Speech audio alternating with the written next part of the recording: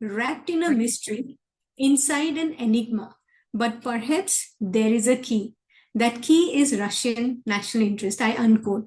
With these words, once again, I welcome my colleagues from Russia and also my colleagues here. Good morning, because it's a morning time in Russia and afternoon time in India.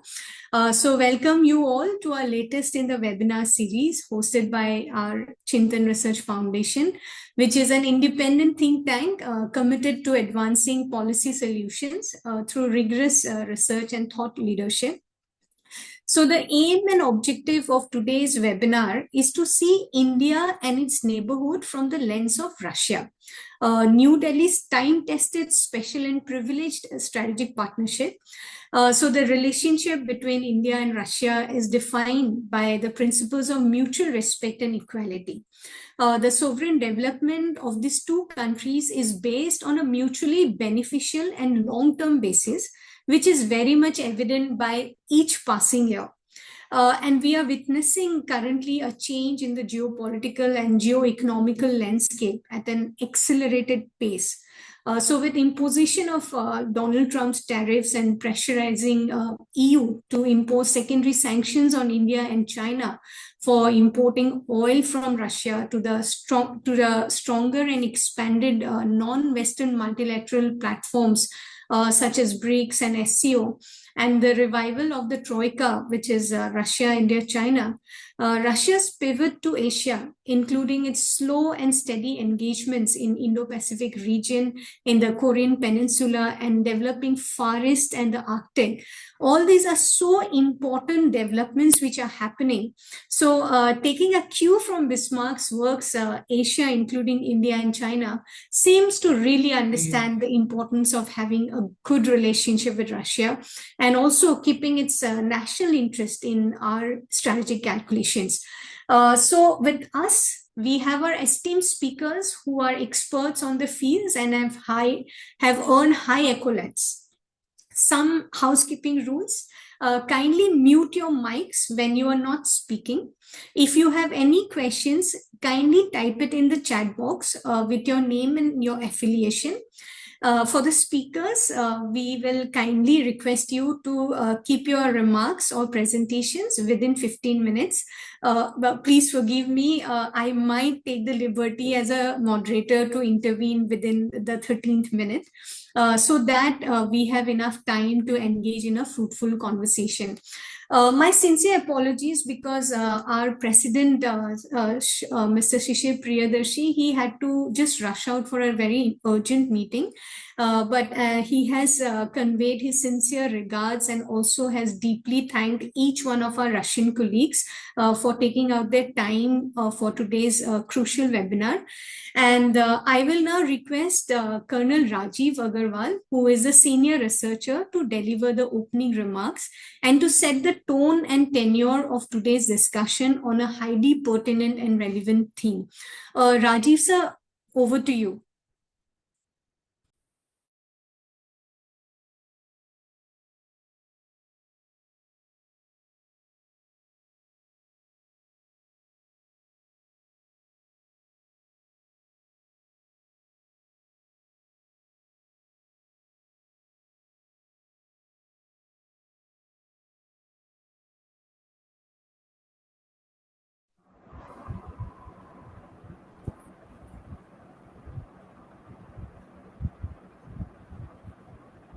Can you hear me, please? Yes, sir. Oh, thank God. Kindly go ahead. Yeah, I'm trying to get into this meeting. So thanks a lot, Dr. Indrani, and it's an absolute pleasure to be here and in the midst of, so many experts and scholars. So I would also convey my regards on behalf of Shri Priyadarshi, who could not be here because of some urgent engagement.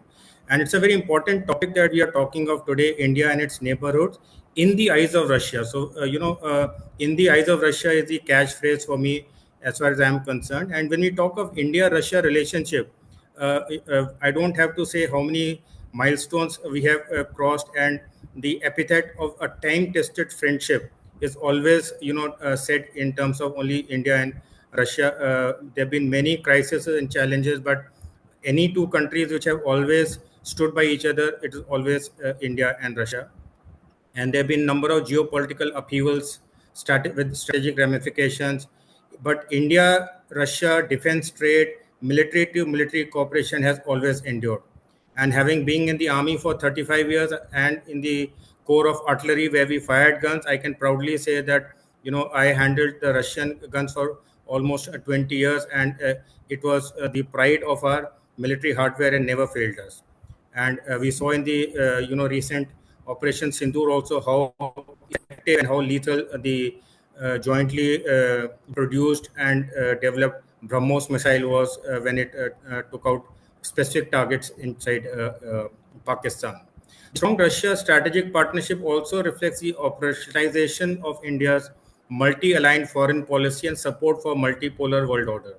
The annual summits between Prime Minister Modi and President Vladimir Putin affirms sustained support to this relationship at the highest level.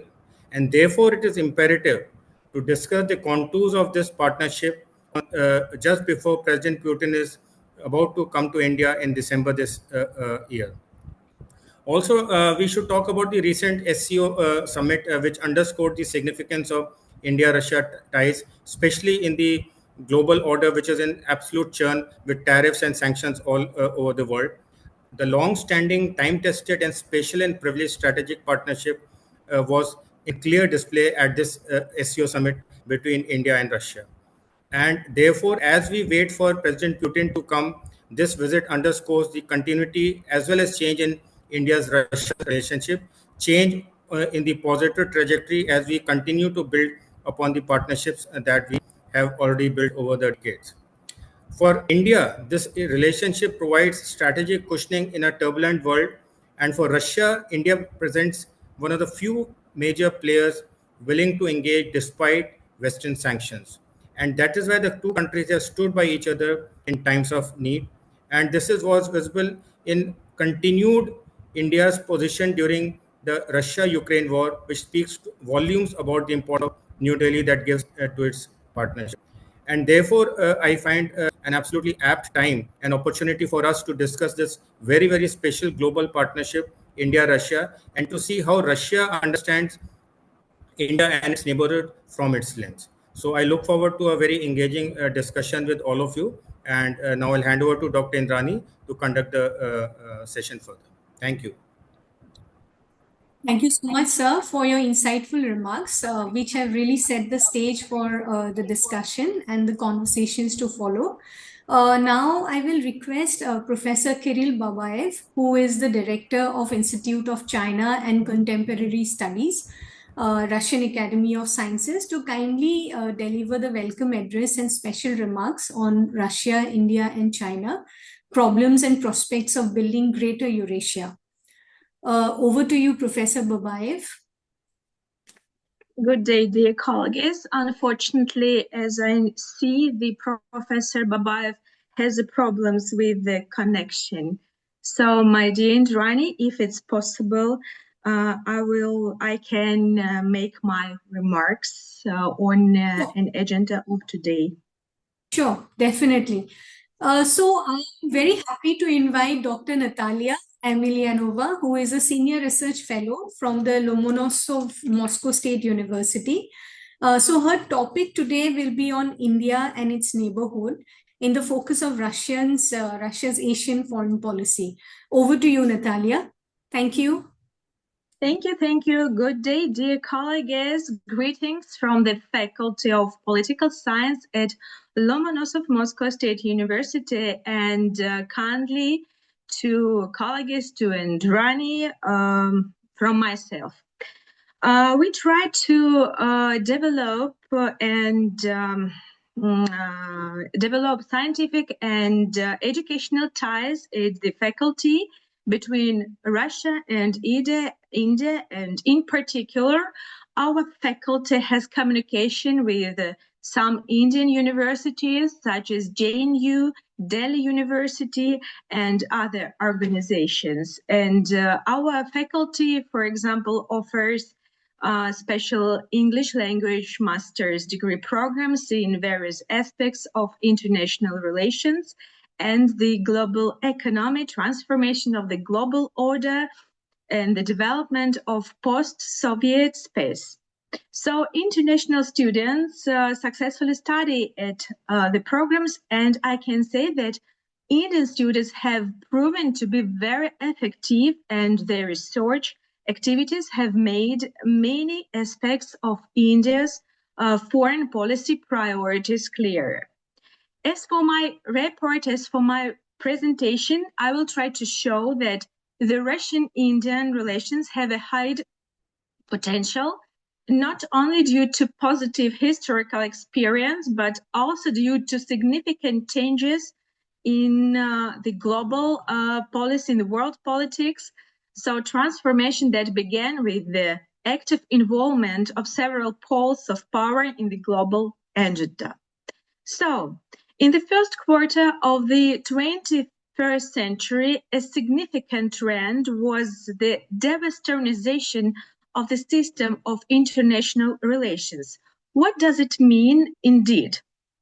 First of all, it's not so much a question of total denial and revision of the existing global order, but rather of eliminating the most asymmetric in many aspects Western-centric positions in modern world politics, making it more fair.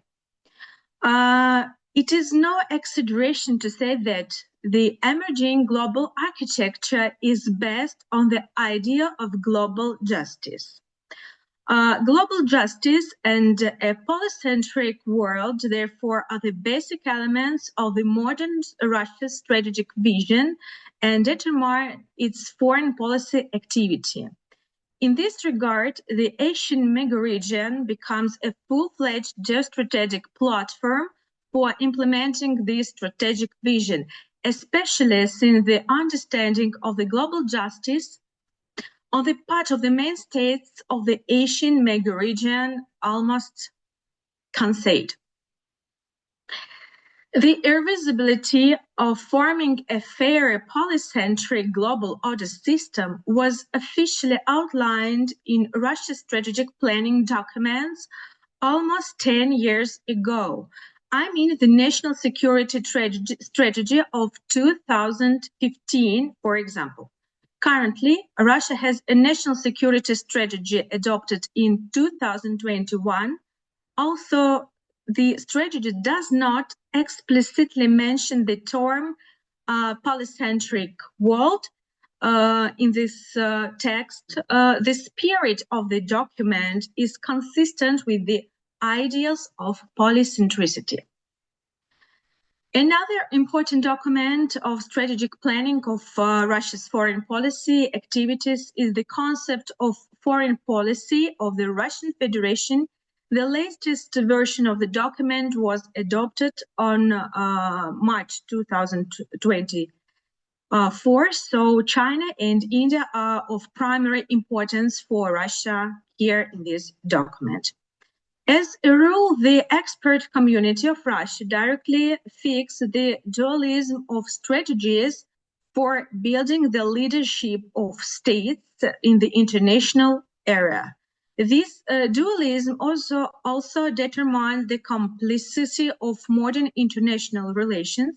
On the one hand, the main efforts of many countries are focused on increasingly military power and economic power. On the other, they desire to use new opportunities to expand their own value, and cultural space is increasingly manifested. So here are two main megatrends of modern international development, in which a polycentric world is being formed and the leading position of Asian giants, including modern India. The first trend is related to the weakening of international institutions that regulate economic and political processes. In the context of the weakening of guarantees of equal subjectivity, states strengthen measures to protect their sovereignty by their own efforts, guided in correcting the actions of other actors. International geopolitics by proven tools of the so-called hard influence. So let's go further. Much has already been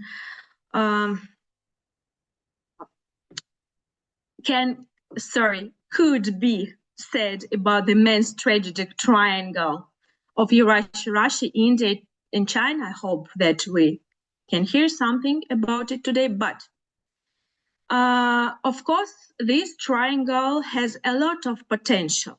However, the Asian mega-region is known to have one of the most sensitive and complex geopolitical structures in modern international relations. I mean, the other triangle is the India-Pakistan-China triangle.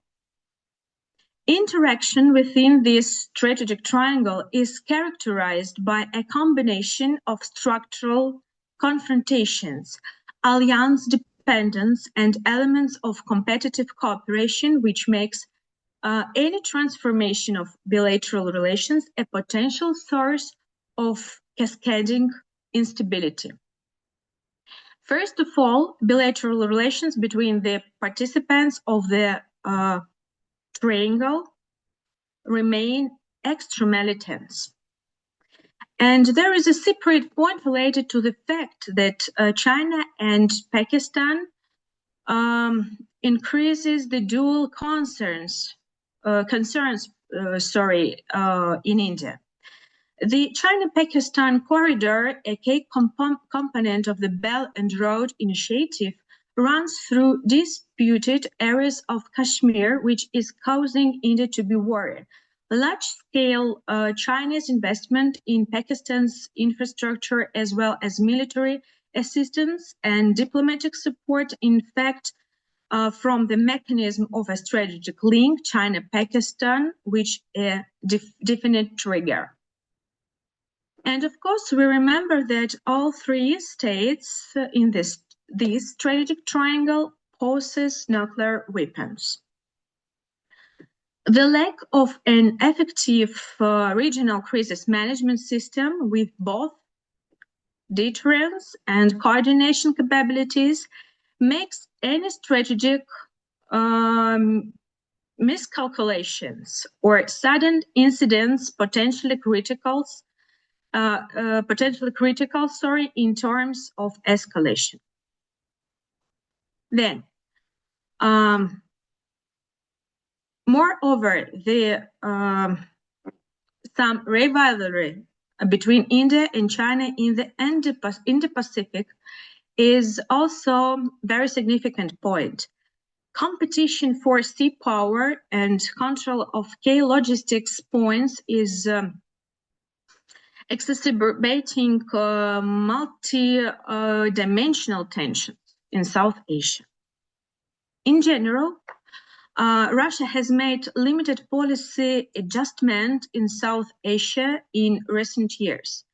In 2021, Russia and Pakistan announced their intention to expand cooperation in such areas as fight against terrorism, energy, and defense. These aspects may raise questions from Indian partners, but what is important to emphasize here, these initiatives are tactical in nature. On the Kashmir issue, Russia has always maintained a clear position. The Russian Foreign Ministry has repeatedly stressed that the Kashmir issue is a bilateral issue between India and Pakistan and opposed any imposition of solutions from the outside. This approach is aimed at avoiding involvement in sensitive regional conflicts and maintaining a level of strategic trust with India. So, the Asian vector of modern policy, modern Russia's policy, as already noted today, is focused on the prospects for implementing Russia's largest project within the framework of the policy of turning to the East. We're talking about a broad Eurasian partnership involving China, Pakistan, Iran, and India. And Russia's attempts to strengthen cooperation with Pakistan are primarily focused on this direction. So we have considered the main challenges to the security architecture of South Asia, how this can be described by Russia. But,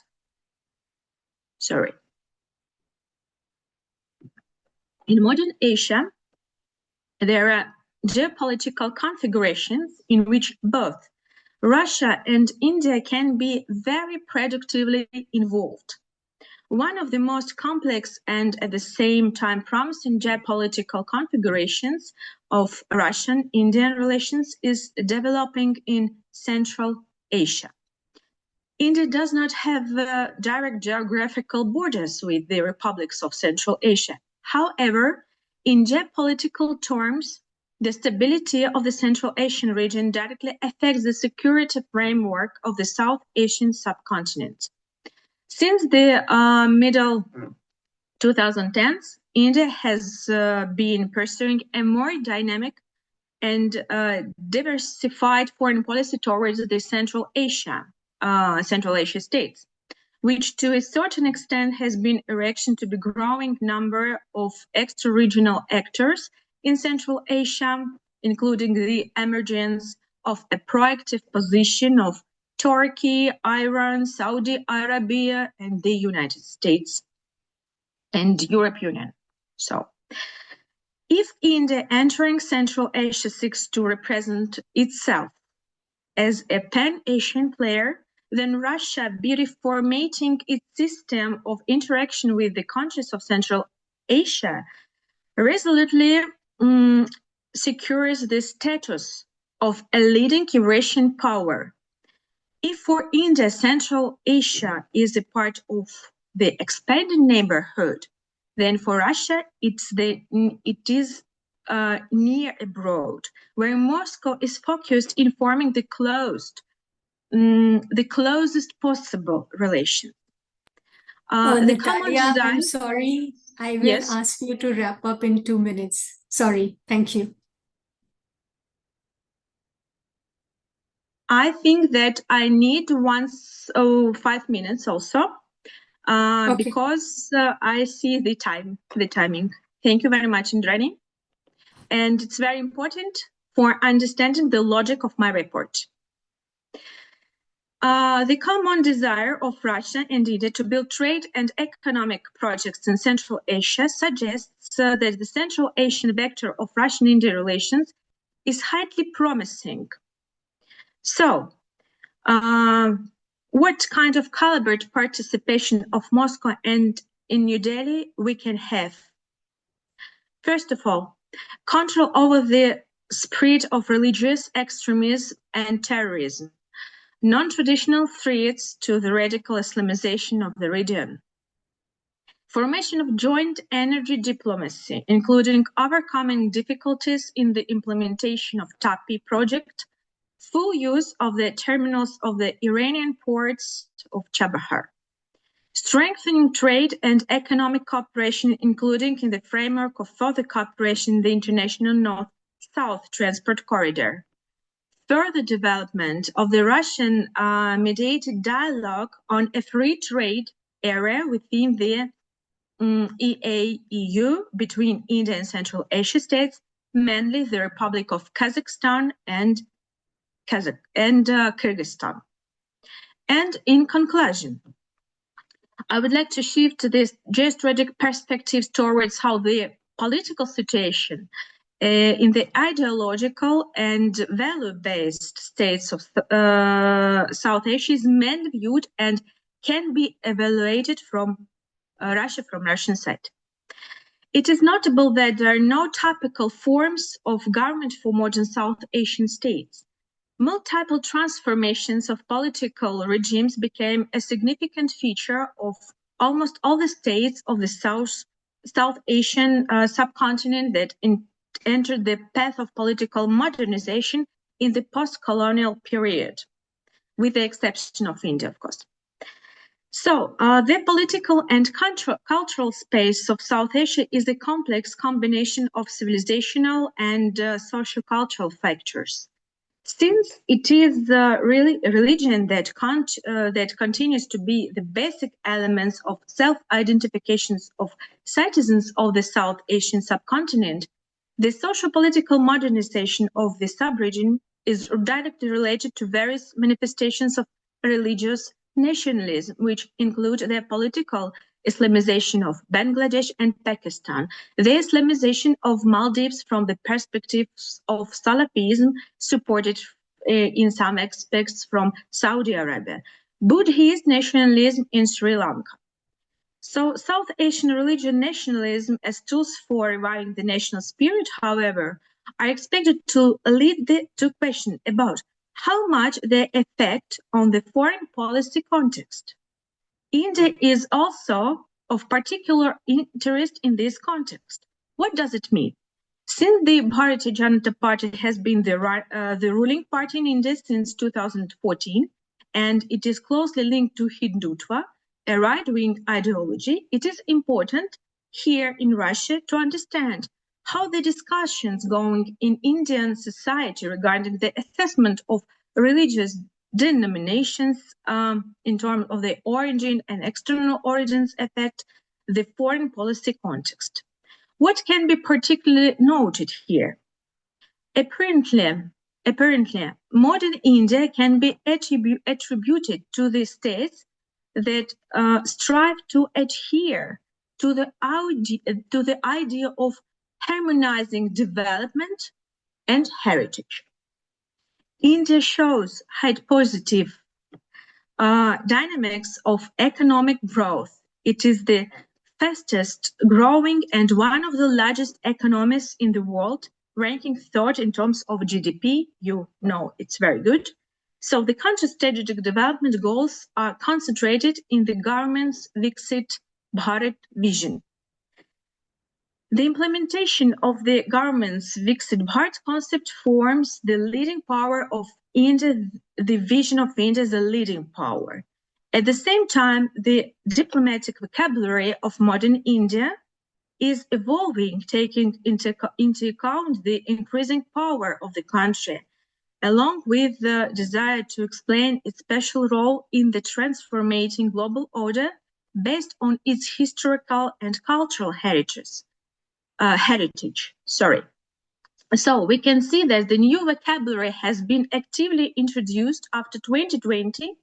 These are the values that underline Indian civilization, such as Sarve Bhavantu Sukhinah and Vasudhaiv Kutumbakam, as well as Vishwamitra, which is aimed in order to bring India to the forefront of international relations. It reflects the country's desire not only for global recognition, but also for the corresponding influence with this recognition.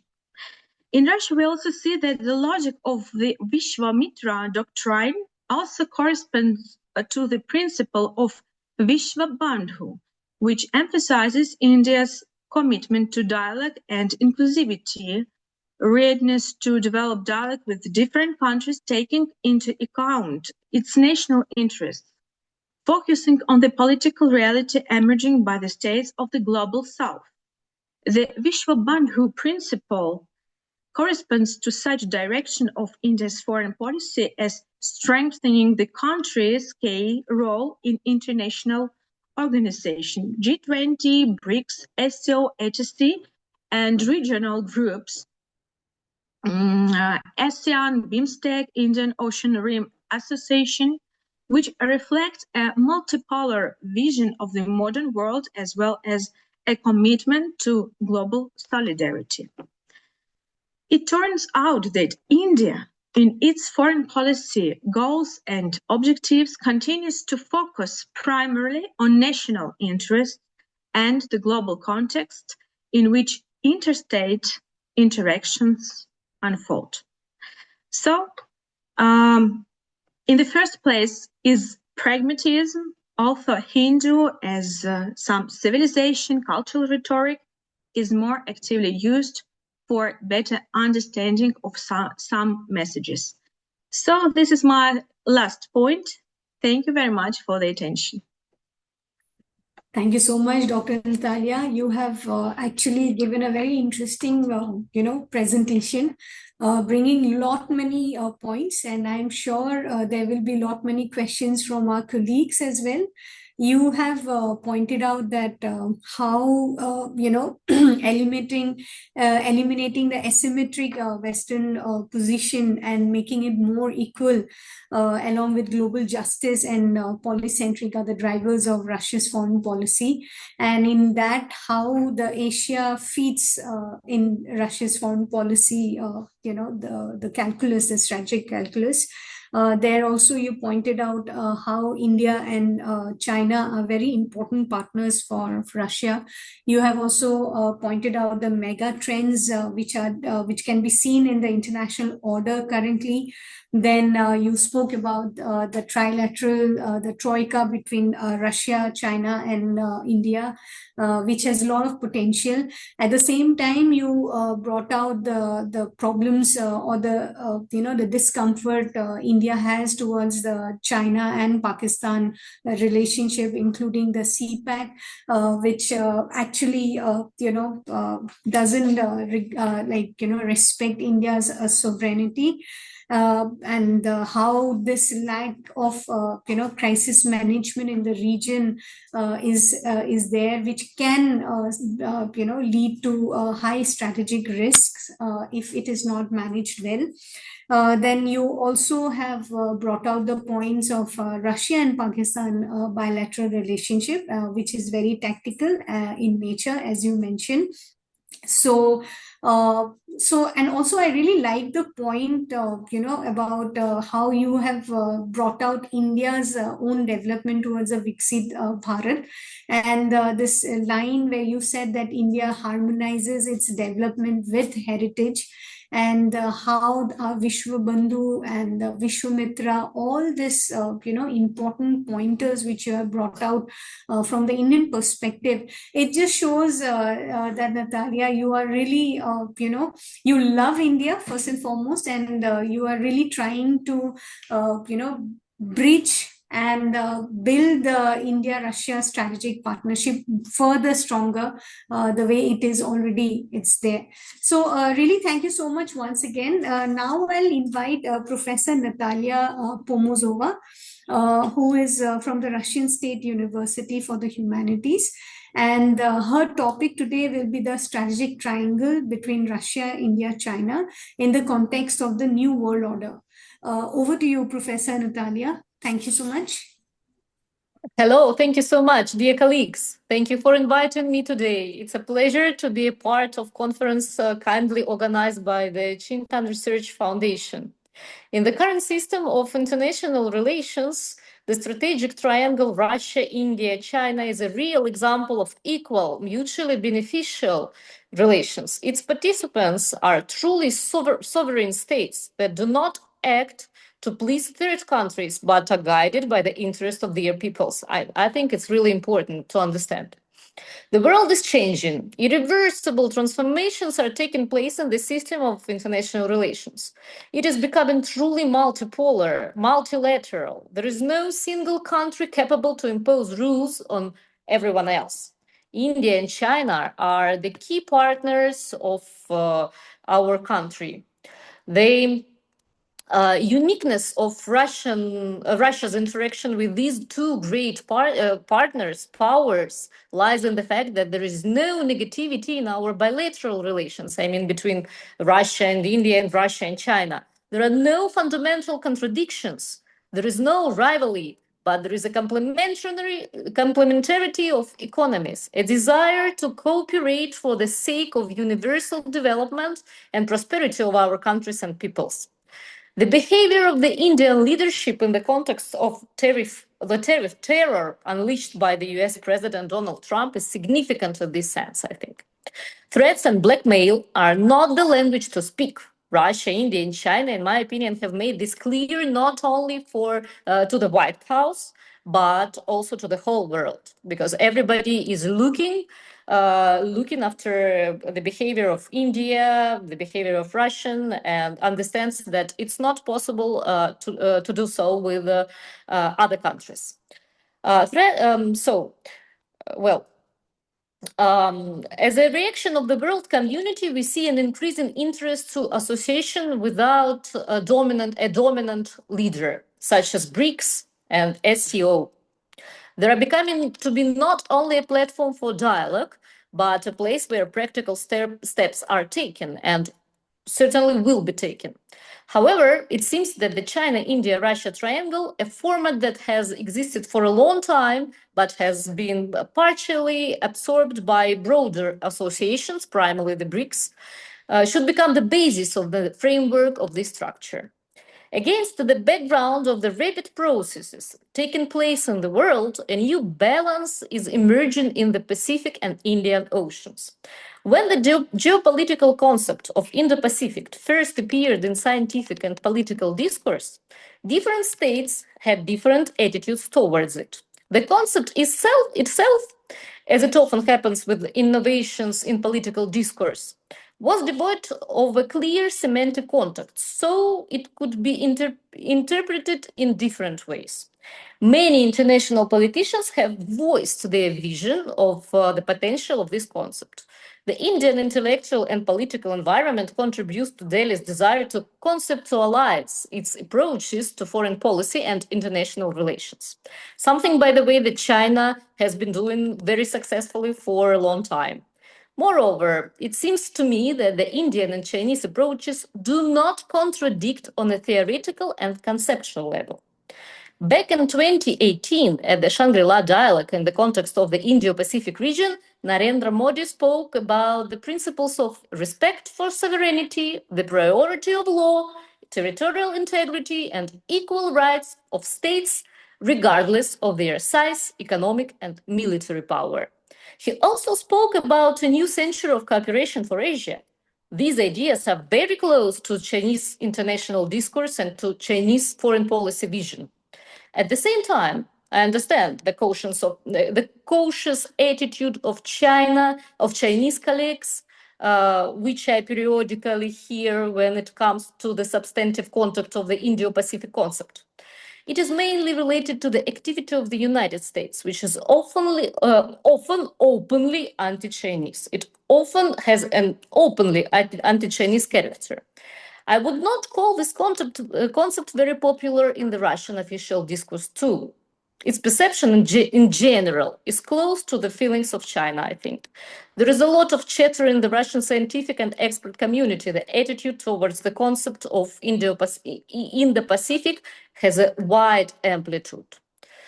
Some experts see an undisguised American footprint in this concept, calling it the center of the Quad alliance and seeing Washington's desire to play first fiddle in the Indo-Pacific orchestra.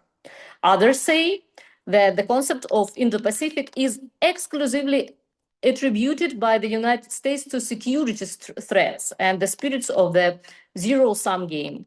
Other states that have presented their vision of the semantic and practical concepts of this concept, India, Indonesia, Japan, are not interested in any kind of confrontation with Beijing due to their close economic and cultural ties.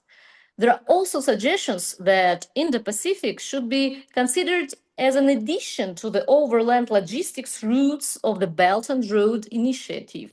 And with the right approach from all stakeholders, the projects could be quite successfully combined.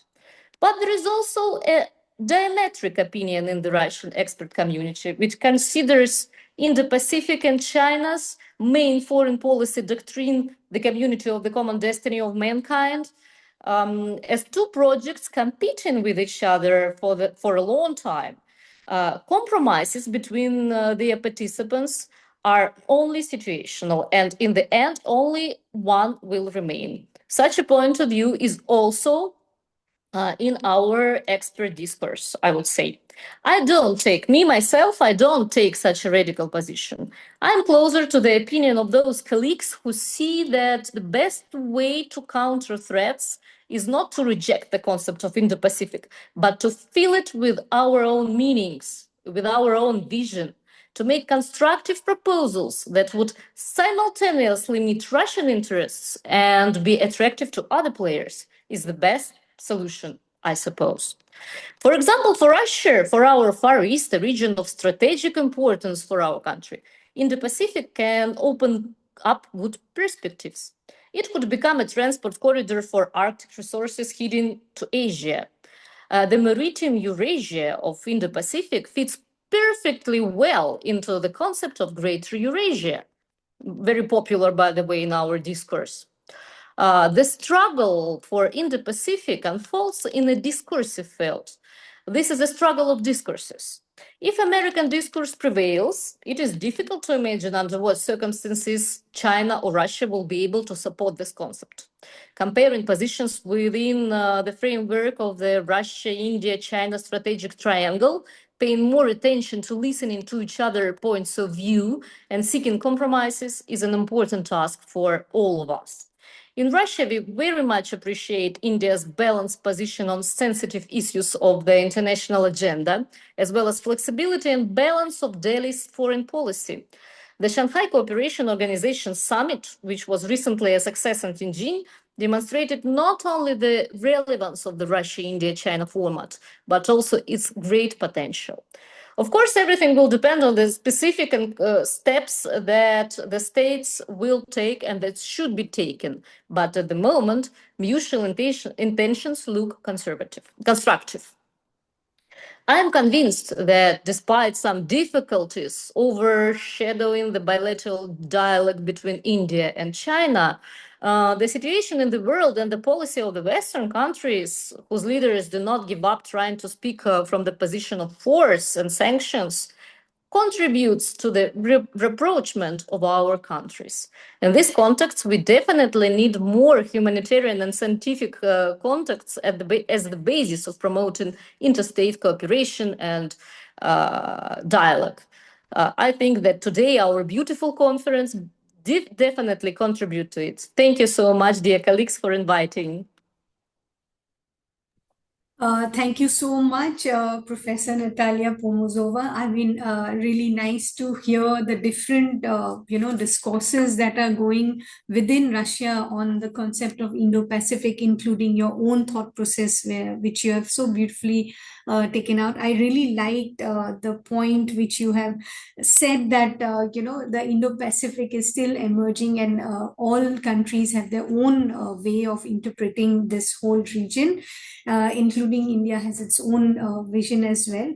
And also, I like the fact that, you have brought out the point that how China and Russia sees Indo-Pacific as, related to the US activities, and hence the cautiousness they keep showing.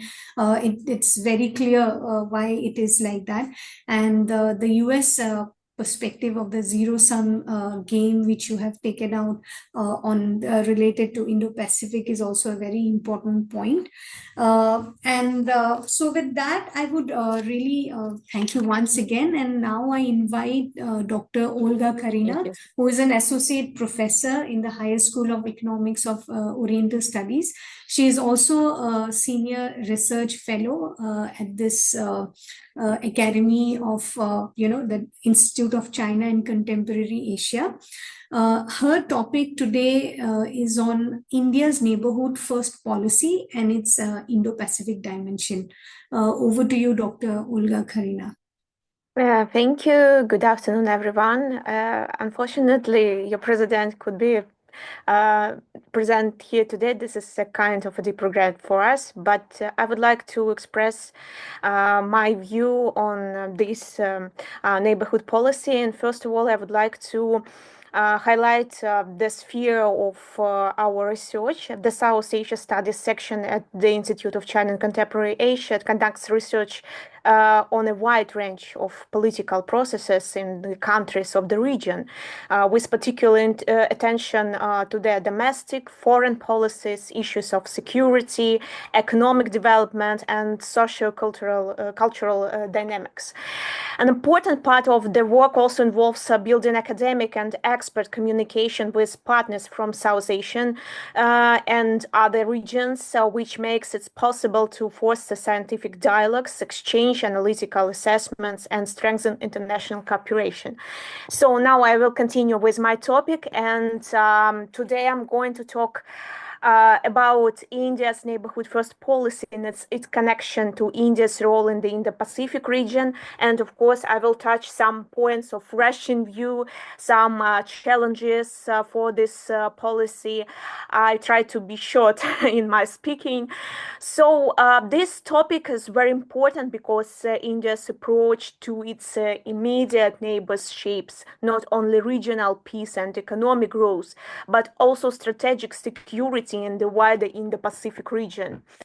Let us first understand what the neighborhood first policy is. Launched by Prime Minister Narendra Modi in 2014, the policy aims to prioritize relations with countries that share boundaries with India or in the immediate vicinity. So the main goal of it is to promote stability, development, security through close cooperation with neighboring states. The policy has three key pillars. So the first one is political engagement. India strengthens diplomatic relations through high-level visits, bilateral agreements, and participation in regional forums such as SAARC or BIMSTEC or other ones. So the second one is economic cooperation. India supports trade, infrastructure projects, energy partnerships, regional connectivity initiatives. And the third pillar is quite also important one. It's about security and strategic cooperation. So India works with neighboring countries on defense, counterterrorism, and maritime security. So let's us look at some practical examples. So with Bangladesh, India signed the land boundary agreement and implemented measures to improve trade, connectivity, including better rail and road links. In 2024, as I remember, both countries celebrated 50 years of diplomatic relations with joint infrastructure projects and cultural exchanges.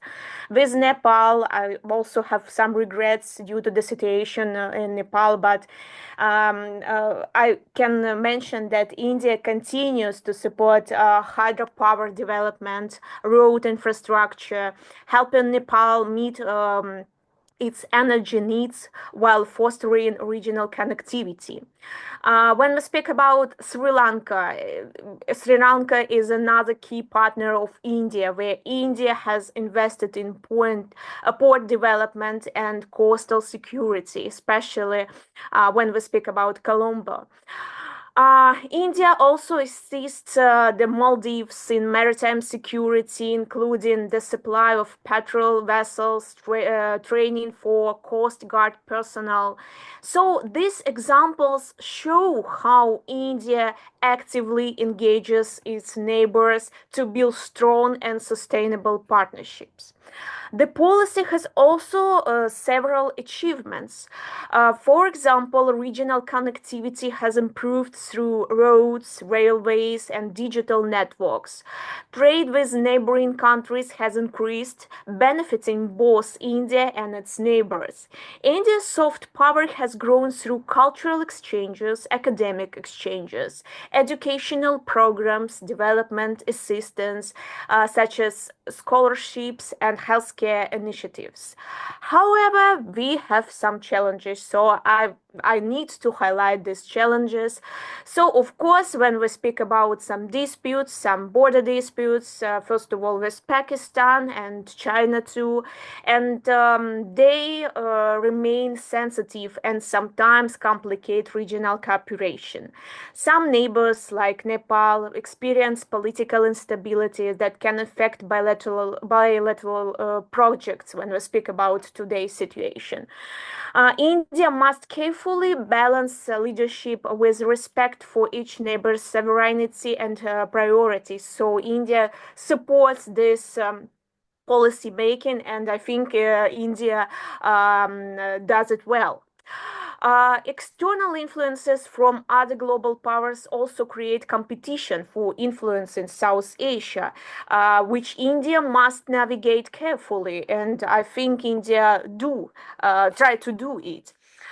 Security concerns are central to India's approach. Maintaining maritime security in the Indian Ocean, countering terrorism, and addressing transnational crime requires close cooperation with neighbors. And stability in one country can affect the entire region. So India emphasizes coordinated security measures. For example, when we speak about Bangladesh, India and Bangladesh conducted joint naval exercises in 2024 to ensure safe maritime trade routes, while India continues to collaborate with Sri Lanka and the Maldives on coastal surveillance and anti-smuggling operations. Now let's see how the policy connects to the Indo-Pacific region. So the Indo-Pacific covers the Indian Ocean and Pacific Ocean.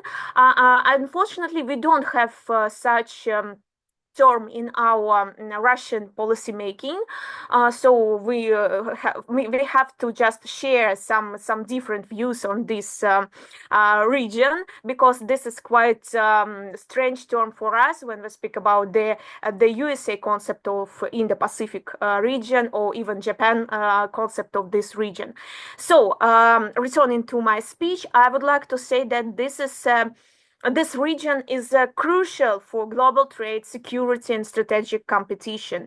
India's geographic location places it at the corner of Central Asia and the Indian Ocean, connecting it naturally to the wider Indo-Pacific. By building strong ties with immediate neighbors, India ensures stability in South Asia, which directly impacts the Indo-Pacific security and economic environment. India's Indo-Pacific engagement complements its neighborhood first policy, so this is a kind of a puzzle of Indian policy. The Act East policy extends India cooperation to Southeast Asian countries, enhancing trade, infrastructure, security projects. India also participates in the Quadrilateral Security Dialogue, or Quad, as we know, with the United States, Japan, and Australia. And this collaboration focuses on maritime security, freedom of navigation, and capacity building in the region. By combining neighborhood engagement with Indo-Pacific partnerships, India creates a network of stability and benefits both its intermediate region and the wider strategic environment. India also sets clear priorities in the neighborhood. So we can just find some key points of it. So the first one is strengthening political trust and dialogue. The second one is promoting economic development through trade, investment, and infrastructure. The third one is about ensuring security and stability through defense, maritime security, and counterterrorism cooperation. And the fourth one is balancing relation with external powers while maintaining regional leadership.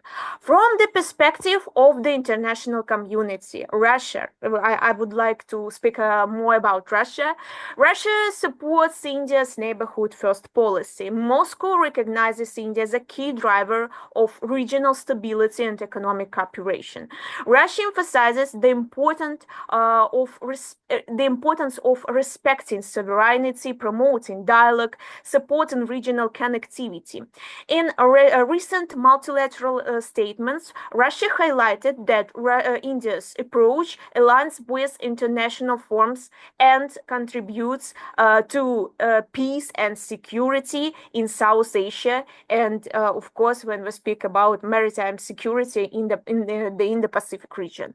Looking ahead, India has opportunities to further integrate its neighborhoods, strengthen infrastructure, digital connectivity, multilateral cooperation, and these can enhance trade and security.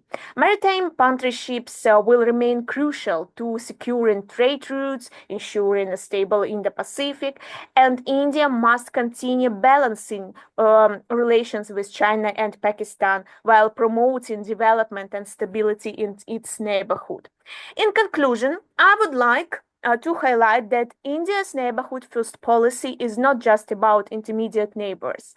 It's a foundation for India's broader engagement in the Indo-Pacific and, of course, engagement with India's partners, strategic partners like Russia. By promoting peace, development, and strategic cooperation in the neighborhood, India strengthens regional stability and contributes to a free, open, and prosperous region. Russia's support reinforces this approach, emphasizing collaboration, respect for sovereignty, and shared regional priorities. Thank you for giving me a floor, and I would like to answer some questions if you have. So thank you.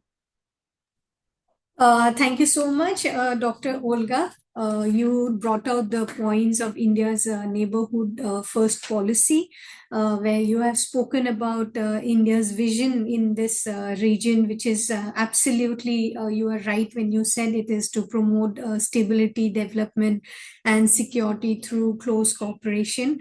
I like the way you brought out some of the countries and with examples how India is engaging with it very closely.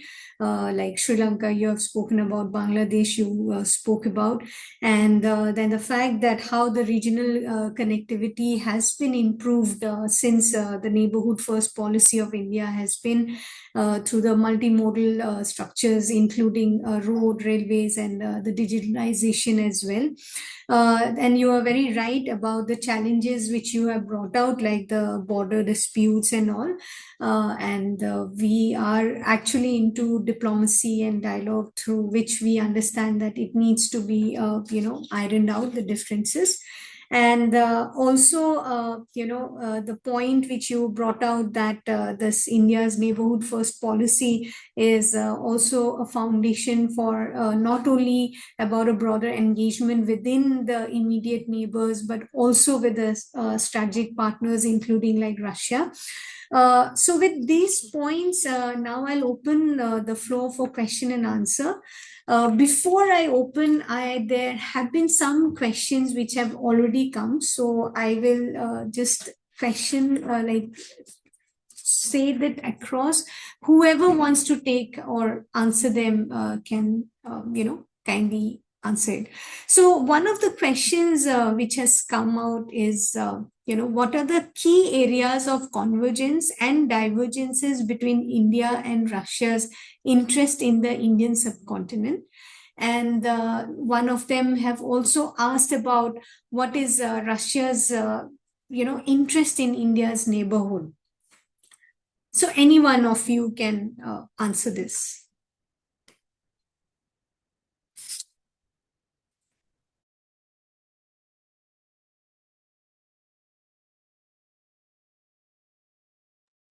Sorry, Indrani, it was some problems with connection. Did you ask about the main areas of of the opportunities of the perspective? Firstly, to the Indian subcontinent, yes? Yes. Yes. Both for Russia and India. Yeah. Yes, dear colleagues, see, of course, it is a very pragmatic question, but we must be very theoretically in basic. See, from our side, we see security is a very wide term, not only with the defense problems, yes, but also with the problems of special technologies, special energetic technologies, artificial intelligence, cooperation. Of course, it's a very perspective area. And but in this area we have, I think, not close position, for example, in the sphere of the Organization of United Nations.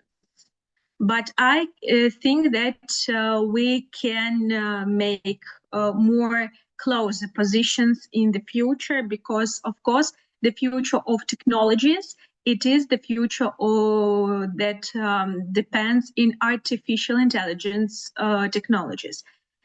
And in this sphere, we can see very close position between artificial intelligence in the peers situation, the citizen situations, yes, and artificial intelligence in the sphere of war, in the sphere of defense. So it is very perspective, like something that integrates, yes. Then ecological issues from the Rutgers, from the focus of wide security understanding. Of course, as I understand, it is very important not only for India, but for all the South Asian countries. So Russia has very good technologies in this sphere, and we can do many, I think, good and useful things in this sphere. Then, information security, information media security, deepfakes, etc. India is very good in the media segment. Films, Hollywood, very active media, mass media that depends on very, very controversial and I think very bright positions. So we can do something in this sphere, of course.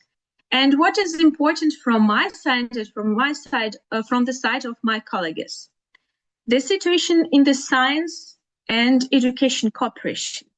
See, we have good topics in the sphere of collaborative between Russian Scientific Foundation and DST. But the main topics are also about ecology, about chemistry, about nuclear technologies, about artificial intelligence. It is very important. But, if you want to understand each other better in the sphere of geopolitical, in the sphere of ideological position, that is a real understanding between people, it is very important to make also social humanitarian records in such kind of competitions, scientific competitions. Thank you. Thank you. Dear colleagues, may I add some words? Yes, please go.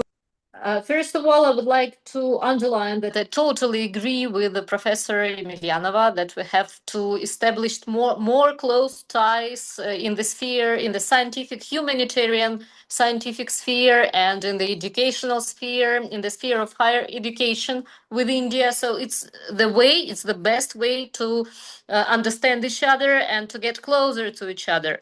And then I would like also to add that India is a natural partner of Russia, absolutely natural, historically, and nowadays it is a natural partner. First of all, we have complementary economies, and then the situation in the world lays in such a field when Western countries and when the US are providing such kind of policy. So it's the best way for our economies, for our societies, for our peoples to get closer to each other and to collaborate. That's my idea. Thank you. Thank you so much. There are some more questions. So there is this question that what alternative vision to Western neoliberalism can Russia offer? Any one of you? So, well, Russia is a civilization. There is no doubt that, and I know for sure that now in a Russian discourse, there are a lot of talks about our idea, our national idea, and now we are seeking it, I think. So, first of all, it's the best way for Russia is to find inner ideology, the best ideology that can suit our society, suit our people. So I think that neoliberalism is not welcome anymore in the world, not only in Russia, but everybody sees its minuses, its disgusting features. So every country should choose something that is good for it and for its people. So the idea of mutual benefit, the idea of cooperation, the idea of peaceful development, I think these are the ideas that Russia can provide with other countries and to other countries. Okay. May I also add some points? Yeah, please. Totally agree with colleagues. And first of all, I think the answer to the question is quite simple. Russia promotes a multipolar world as an alternative to the Western led liberal order. So we speak about the currency and we speak about some relations in this world. I think we should speak about some key pillars. The first pillar is respect of sovereignty. Each country should make its own choices without external pressure. The second one is like balanced regional influence. So no single power like the US or China should dominate in the region. So the third pillar can be about cooperation, focus on economic, cultural, energy, security cooperation rather than pushing Western-style political models. Maybe we can speak also about strong role for multilateral programs, like using, for example, BRICS, Shanghai Cooperation Organization, and some other things for solving problems together rather than relying on Western institutions. And of course, we can speak about shared security approach. For example, we can emphasize on collective security, counterterrorism, non-alignment instead of aligning strictly to the Western alliances. So we can speak about not alternative, but we can speak about shared view and shared vision on some basic things like multiple world, like cooperation, like alignment, and of course we can speak about the world without autonomy, and we can balance relations with different global powers without the single power, or for example two single powers. We can speak about shared values and shared world with some relations within this world. So this is quite simple view. I think maybe I try to just explain it quite simply, but I think it's quite basic view on some things. And BRICS, for example, this is the unity that shows that we can promote these values. for our world and for our countries. Thank you so much. Because yes. please Yes, go ahead. Dear colleagues, I agree with Professor Natalia Pomozova and Professor Olga Kharina. But dear Indrani, it's very important to specify the question, because I can understand that some colleagues, for example, who theoretically specialize on the global politics and world relations, can say, wow, how can we exist without neoliberal approach to world politics? Of course, it is very important to clarify that we understand this approach very good, and we understand the global leadership for every country who wants to be a leader of such kind. In such kind of manner, yes, to be responsible, it is important to see from two parts of the coin: economic weapon from the one side, and perspective for cultural soft understanding. So this is from theoretical perspective. And what about the messages? Of course, Professor Natalia Pomozova and Olga Kharina are absolutely right. And I have mentioned in my report such term as global trust and global justice. So these are two main values of new world order. The global justice for every one actor, for every one state on equal position. And as this is a real alternative, but not against approach the West. It is approach of de-Westernization, not against the West. Thank you.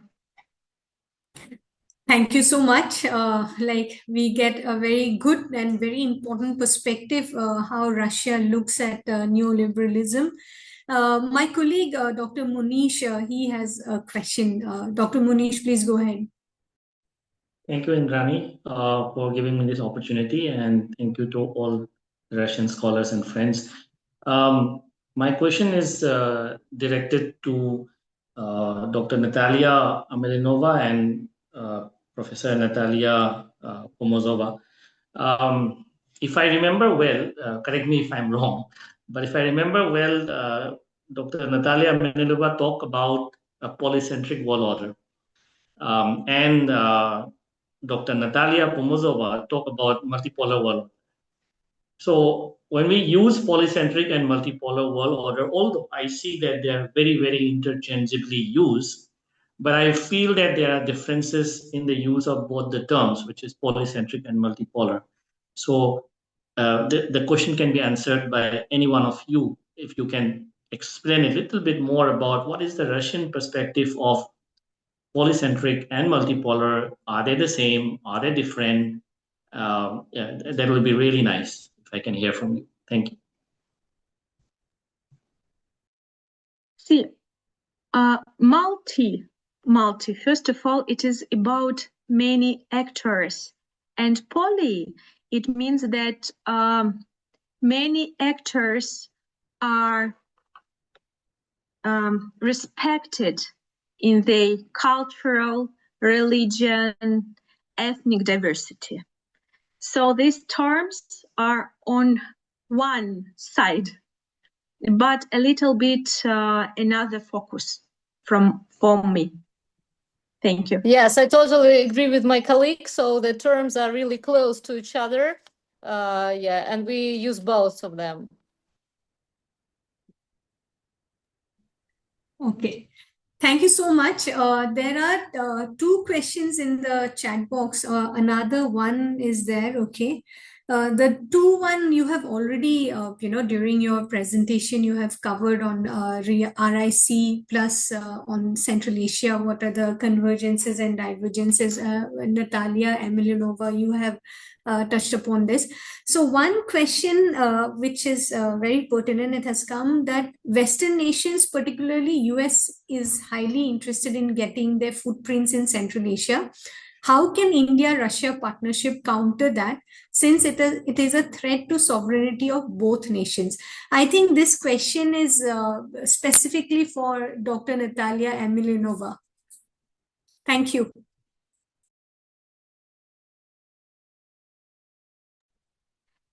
Thank you, Indrani. Thank you, Indrani. Yes, we understand that the area of Central Asia is not simple area. Yes, with many external actors, not only from the United States of, from the focus of United States of America, and it is very important from our view to understand the main dangers and the main opportunities. The main dangers is terroristic dangers, and we can fight together, and not only Russia and India, but in the perspective of regional and international organizations, yes, such as SCO or DKB, etc.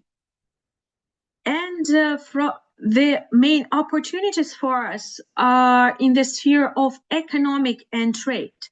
So the main point is to develop diversity in the sphere of products and services, and first of all, logistic corridors for products. So between India and Central Asia states, which Russia can help to provide. Thank you. Thank you so much. I think, yeah, that's it. So I really, once again, take the opportunity to thank each one of my Russian colleagues for your actually great presentations, because really thank you. As the whole concept of this webinar was to know from your side how you people view India and India's neighborhood, because sitting from India, we keep thinking about, oh, Russia might be thinking like this and all. But today there have been so many clarifications, including in a very important concept, which is Indo-Pacific. And we really look forward for more collaborations and cooperations, including, institutionalized way, so that we can bring out more papers together, so that India Russia's thought process, not only on Indo-Pacific or certain areas, but also on a new world order, which is multipolar, which is based on global justice and equality. Because at the beginning of my webinar, this thing I have spoken about, that how India and Russia actually, bases their relationship based on mutual respect and equality. And I strongly feel that this is the same idea which both the countries, India and Russia, also looks at, when we are thinking about this multipolar world order, the new multipolar world order based on global justice and equality, and also mutual respect for everyone, where there's a place for not only the major powers, but also the smaller countries as well. With these words, really thank you once again. And I wish you all the best, and a very good evening and a good afternoon to each one of you. Thank you. Thank you. Thank you. Bye-bye. Thank you very much, dear colleagues. Thank you. Bye-bye.